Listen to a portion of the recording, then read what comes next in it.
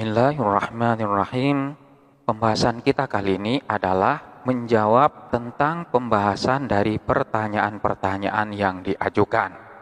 Pertanyaan yang pertama berasal dari lafaz la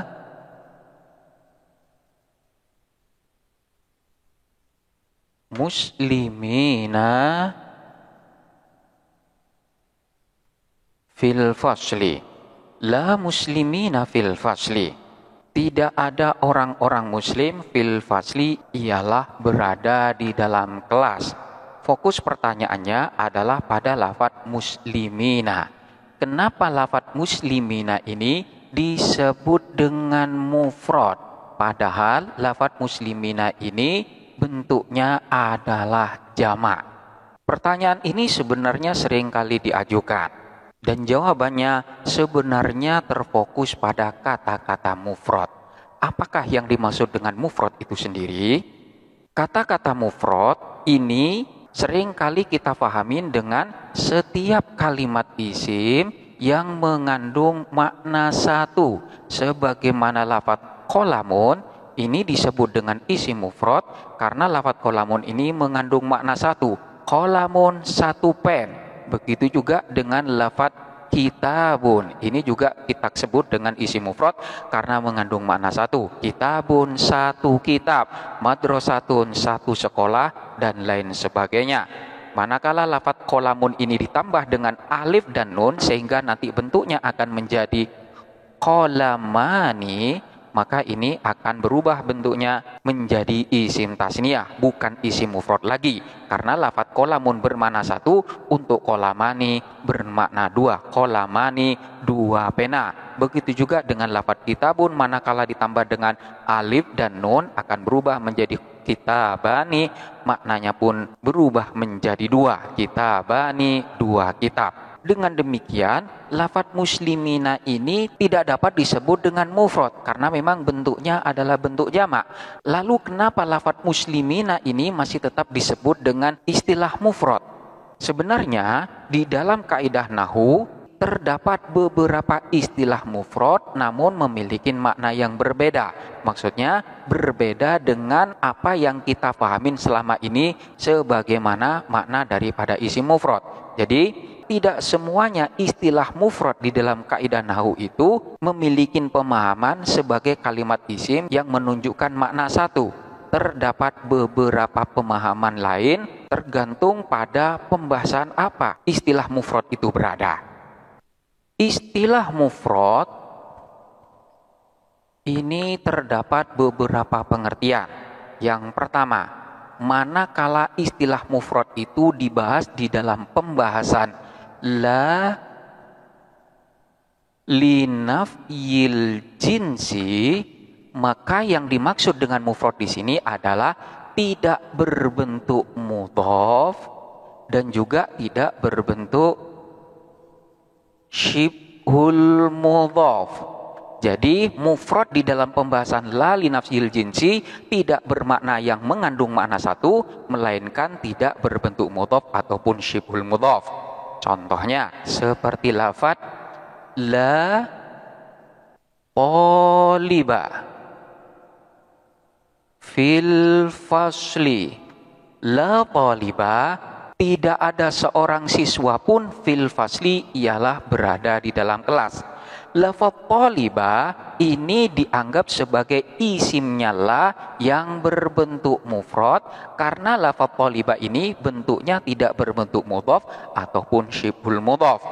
Contoh yang lain seperti lafaz la muslimina fil fasli, sebagaimana contoh di dalam pertanyaan tadi. La muslimina fil fasli, tidak ada beberapa orang muslim pun fil fasli, ialah berada di dalam kelas. Lafaz muslimina ini tetap dianggap sebagai isim la yang berbentuk mufrad. Kenapa? Karena bentuk daripada muslimina ini tidak berupa mudhaf ataupun tidak berupa syibhul mudhaf. Oleh karena itu, sekalipun secara lafaz muslimina ini berbentuk jamak dalam artian Yang dimaksud dengan jamak di sini yang mengandung makna banyak, namun secara istilah di dalam pembahasan la li nafyil jinsi ini tetap dianggap sebagai isim yang mufrad karena tidak berbentuk mudhaf ataupun syibhul mudhaf. Beda halnya manakala contoh semacam ini. La talibal ilmi fil fasli. La talibal ilmi. Tidak ada seorang pun pencari ilmu fil fasli, ialah di dalam kelas. Lafaz talibal ilmi sekalipun secara lafaz talib di sini berbentuk mufrad, namun ini di dalam pembahasan la tidak dianggap sebagai isim la yang mufrad karena berbentuk idhofah. Jadi lafaz talibal ilmi ini bukan isim la yang mufrad melainkan isim la yang mudhaf. Dengan demikian nanti akan berpengaruh terhadap hukum daripada isim la tersebut. Jadi manakala isim la tersebut berbentuk mufrad, maka hukum i'rabnya adalah mabni nasab. Beda halnya manakala isim la tersebut berbentuk idhofah atau berbentuk mudhaf, maka di sini hukumnya adalah nasab, bukan mabni nasab lagi. Jadi ini maksud dari istilah mufrad di dalam pembahasan la li nafyil jinsi, yaitu tidak berbentuk mudhaf ataupun juga tidak berbentuk syibhul mudhaf. Demikian pula istilah mufrad yang ada pada pembahasan nida, di mana di dalam pembahasan nida tersebut terdapat pembagian daripada munada yang masuk di dalam kategori munada mufrad alam. Di sini terdapat kata-kata mufrad. Namun yang dimaksud dengan mufrad di sini bukan berarti setiap kalimat isim yang bermakna satu, namun pengertian daripada mufrad di sini adalah jikalau tidak berbentuk mudhaf ataupun syibhul mudhaf. Jadi manakala berbentuk mudhaf, maka munada itu nantinya bukan disebut dengan munada mufrad, melainkan nanti disebut dengan munada mudhaf. Begitu juga dengan manakala berbentuk syibhul mudhaf.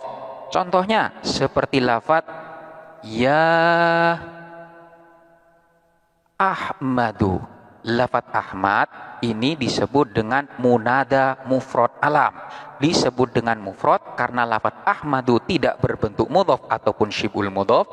Disebut dengan alam karena lafaz Ahmadu itu berupa nama. Beda halnya manakala berupa lafaz ya Abdallahi. Lafaz Abdallahi ini tidak termasuk dari munada mufrad alam, melainkan masuk dalam kategori munada mudhaf. Sekalipun secara lafaz Abdullah ini maknanya mengandung makna mufrad, yaitu mengandung makna satu, tetapi istilah di dalam pembahasan nida itu dinamakan dengan munada mudhaf karena memang bentuknya berbentuk susunan idhofah. Demikian pula dengan lafaz ya tali'an jabalan. Ya tali'an jabalan. Wahai tali'an, orang yang mendaki jabalan kepada gunung.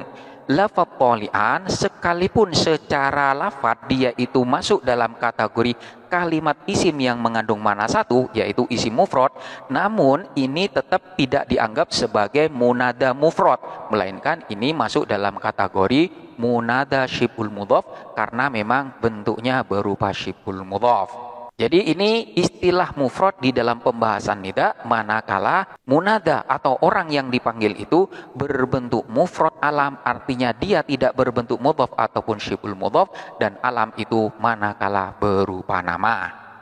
Selanjutnya istilah mufrad yang ada di dalam pembahasan tamyiz. Dalam pembahasan tamyiz terdapat istilah mufrad, yaitu termasuk dari salah satu pembagian tamyiz, di mana tamyiz itu ada tamyiz mufrad, ada tamyiz jumlah. Tamyiz mufrad ini juga disebut dengan tamyiz dzat, sementara untuk tamyiz jumlah disebut dengan tamyiz nisbat. Di sini terdapat istilah mufrad.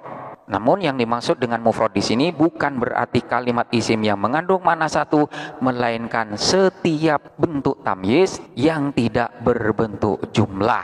Jadi manakala tamyiz yang tidak berbentuk jumlah itu disebut dengan tamyiz mufrad. Contohnya seperti lafaz akaltu sohnan ruzan. Akal tu makan siapa saya, sohnan kepada satu piring. Satu piring apa? Ruzan, nasi. Lafaz ruzan ini masuk di dalam kategori tamyiz mufrad. Karena apa? Karena lafaz ruzan ini bukanlah merupakan tamyiz jumlah, artinya dia itu bukan merupakan perubahan bentuk dari jumlah. Beda halnya dengan lafaz tasabbaba Zaidun arokon. Tasabbaba mengalir, Zaidun siapa Zaid, arokon keringatnya. Lafaz arokon ini disebut dengan tamyiz jumlah, bukan tamyiz mufrad. Kenapa? Karena pada asal daripada lafaz arokon ini berkedudukan sebagai fa'il. Jadi pada asalnya adalah tasabbaba aroku Zaidin. Tasabbaba mengalir, aroku Zaidin apa keringatnya Zaid. Selanjutnya fa'il daripada lafaz tasabbaba di sini dipindah posisinya ke belakang dan dia dinasobkan sebagai tamyiz. Ini namanya tamyiz jumlah, bukan tamyiz mufrad, sekalipun secara lafaz dia itu berbentuk isim mufrad. Jadi beda pengertian antara isim mufrad dengan tamyiz mufrad. Pembahasan tentang tamyiz telah dibahas pada pembahasan terdahulu, silakan untuk dipelajarin kembali. Selanjutnya terdapat pula istilah mufrad di dalam pembahasan khobar atau juga pembahasan hal. Khobar di sini bisa khobar mubtada ataupun khobar inna ataupun khobar daripada kana. Di dalam kedua pembahasan ini terdapat istilah mufrad. Namun yang dimaksud dengan mufrad di sana bukan bermakna satu, melainkan yang dimaksud dengan mufrad di sana adalah manakala tidak berbentuk jumlah atau berbentuk syibhul jumlah. Manakala khobar tersebut tidak berbentuk jumlah atau syibhul jumlah, maka itu disebut dengan khobar mufrad. Begitu juga dengan istilah mufrad yang ada di dalam pembahasan hal. Contohnya seperti lafaz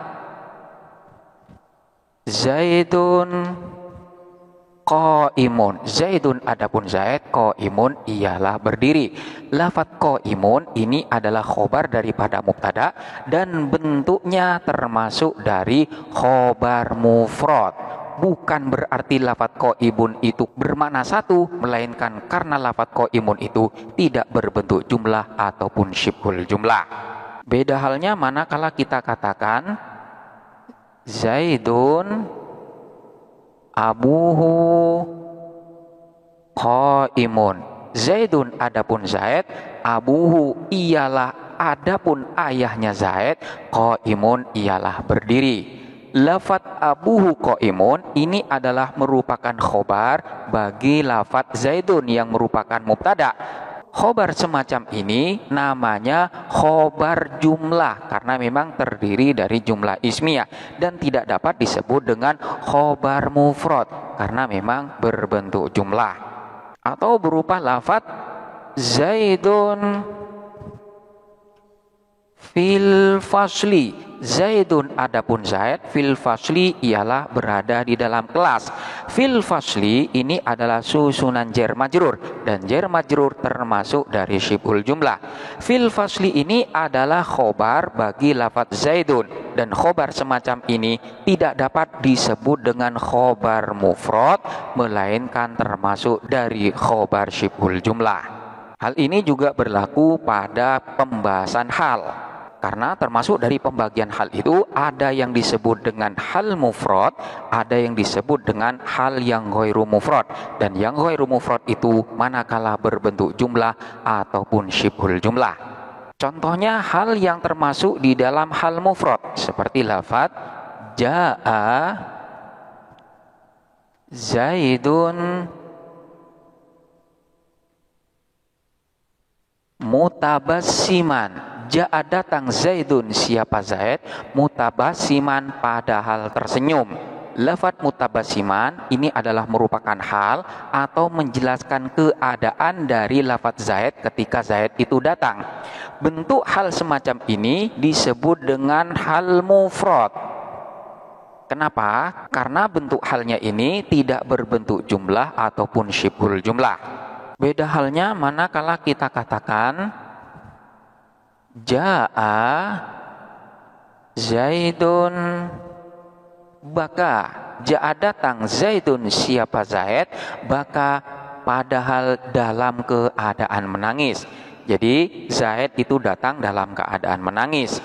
Lafaz baka ini adalah merupakan hal bagi Zaid ketika Zaid itu datang. Karena halnya di sini berbentuk jumlah, yang dalam hal ini berbentuk jumlah fi'liyah, maka jumlah semacam ini tidak termasuk di dalam hal mufrad, melainkan masuk dalam kategori hal jumlah fi'liyah. Contoh yang lain seperti lafaz masyaitu wasyamsu tali'atun. Masyaitu berjalan kaki siapa saya. Wasyamsu padahal adapun matahari tali'atun ialah terbit. Aku berjalan dalam keadaan matahari terbit. Lafaz wasyamsu tali'atun ini adalah lafaz yang menjelaskan tentang keadaan saya ketika saya itu berjalan. Wasyamsu tali'atun ini merupakan susunan mubtada dan khobar, dan itu adalah termasuk dari jumlah ismiyah. Oleh karena itu hal semacam ini disebut dengan hal jumlah ismiyah. Begitu juga dengan lafaz nama Zaidun ala syajarati. Nama tidur Zaidun, siapa Zaid, ala syajarati padahal berada di atas pohon. Lafaz ala syajarati ini adalah susunan jar majrur, di mana susunan jar majrur itu disebut juga dengan syibhul jumlah, dan ini kedudukannya sebagai hal yang menjelaskan tentang keadaan Zaid ketika dia tidur. Dan ala syajarati ini bukanlah merupakan hal mufrad, melainkan hal syibhul jumlah. Jadi istilah mufrad di dalam pembahasan khobar dan dalam pembahasan hal itu manakala tidak berbentuk jumlah ataupun tidak berbentuk syibhul jumlah. Selanjutnya istilah mufrad itu juga terdapat di dalam pembahasan adat ma'dud, yaitu pembahasan tentang bilangan, di mana di dalam pembahasan adat itu terdapat adat mufrad. Yang dimaksud dengan adat mufrad itu manakala bukan merupakan adat murakkab ataupun bukan adat ma'tuf atau juga bukan adat ma'qud.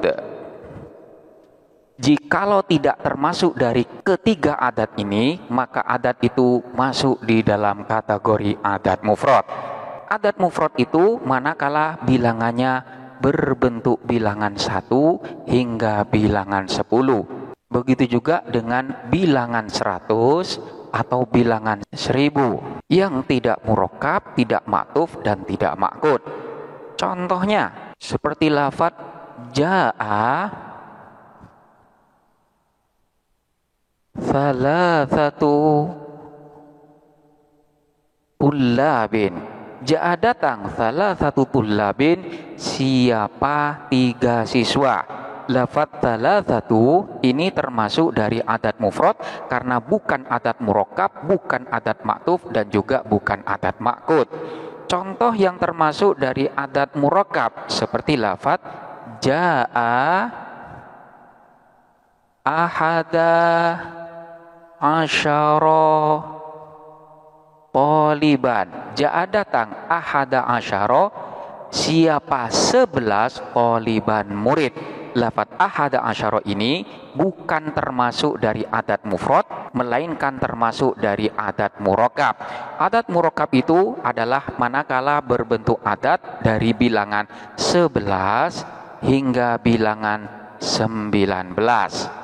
Selanjutnya contoh yang termasuk di dalam adat ma'tuf seperti lafaz jaa wahidun wa ishruna. Jaa datang, wahidun wa ishruna, siapa orang yang ke-21. Lafaz wahidun wa ishruna ini tidak termasuk adat mufrad, melainkan termasuk dari adat ma'tuf karena terdiri dari dua bilangan di mana kedua bilangan tersebut ditengah-tengahi oleh huruf athof. Selanjutnya contoh daripada adat ma'kud seperti lafaz jaa Aishruna taliban. Jaa datang, Aishruna siapa 20 taliban siswa. 20 siswa telah datang. Lafaz Aishruna ini termasuk dari adat ma'kud. Adat ma'kud itu manakala berupa bilangan kelipatan dari 10, yaitu 20, 30, 40 dan seterusnya. Jadi istilah mufrad di dalam pembahasan adat manakala adat tersebut tidak termasuk adat murakkab, tidak termasuk adat ma'tuf, dan juga tidak termasuk adat ma'kud. Ini adalah beberapa istilah mufrad yang ada di dalam kaidah nahwu. Jadi tidak selamanya yang disebut dengan mufrad itu adalah setiap kalimat isim yang mengandung makna satu.